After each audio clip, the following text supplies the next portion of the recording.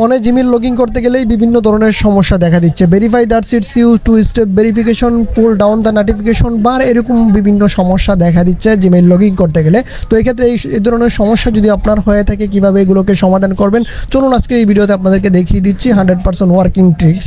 তো আমি যখন আমার জিমেইলটা এই ফোনে লগইন করতে যাচ্ছি তখন এই ধরনের সমস্যা আমার সামনেও আসছে। তো আমি পাসওয়ার্ডটি দিয়ে যখন নেক্সট স্টেপে গেলাম তখন দেখতে পাচ্ছেন আমার সামনে লেখা আসতেছে check your Galaxy J4, Google send notification to your Google Galaxy J4, tap yes on the notification to verify it's you. এই ধরনের সমস্যা আসতেছে। তো এই ধরনের সমস্যা আসলে কিভাবে সেগুলোকে সমাধান করবেন তো এই ভিডিওতে আপনাদেরকে দেখিয়ে দেবো।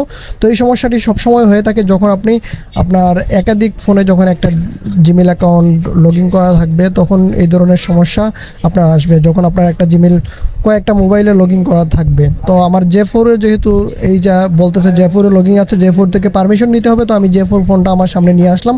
J4 ফোনটা নিয়ে আসার পর আমি পুনরায় আমার অন্য ফোনটিতে আবার জিমেইলটি লগইন করার চেষ্টা করব।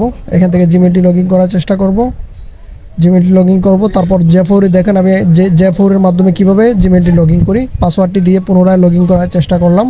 পাসওয়ার্ডটি দিয়ে দেওয়ার পর দেখতে পাচ্ছেন যে আমার J4 একটা নোটিফিকেশন আসছে।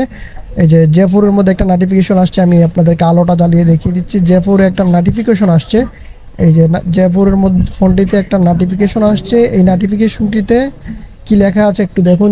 এখানে লেখা আছে yes no it's don't allow, তারপরে ইয়ার্স ইটস মি এটা লেখা আছে। তো অবশ্যই আমি এখান থেকে ইয়াস ইটস মিতে দিব। তারপর সাথে সাথেই আমি যে ফোনটিতে জিমেইল লগইন করার চেষ্টা করছিলাম সেটাতে অটোমেটিকলি লগইন হয়ে গেছে।